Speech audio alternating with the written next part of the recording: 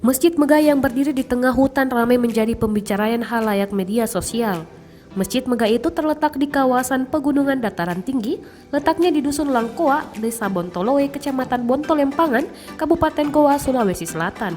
Rabu 27 November 2019, siang hari tadi, sang pendiri itu datang menyambangi masjid megah ini.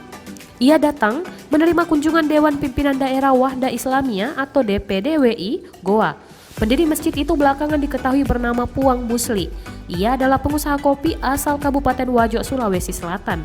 Puang Busli sudah berusia 70 tahun. Ia memiliki niat yang mulia dengan mendirikan masjid itu.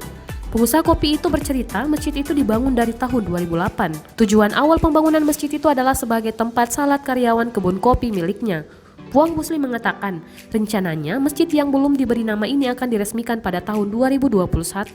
Masjid itu memiliki ornamen yang dipenuhi batuan granit. Kehadirannya dimanfaatkan oleh warga setempat untuk menunaikan salat. Bahkan katanya masjid itu juga dimanfaatkan untuk salat tarawih di bulan suci Ramadan oleh warga setempat dan pekerja kopi. Puang Busli memang memiliki kebun kopi di tengah hutan Desa Bontolowe, Kecamatan Bontolempangan itu. Kebun kopinya bernama Nirmala Bukit Selebes. Dia mempekerjakan 28 karyawan yang tiap hari bekerja mengolah kebun kopi jenis Arabica ini. Masjid yang dinamakan warga sekitar sebagai Masjid 12 Kubah ini ditempuh kurang lebih 2,5 jam dari kota Makassar. Pasca viralnya di media sosial, sang pendiri masjid memilih untuk membatasi komunikasi dengan wartawan maupun pengunjung. Pembangunan masjid ini lanjut dia ikhlas lillahi ta'ala untuk ibadah.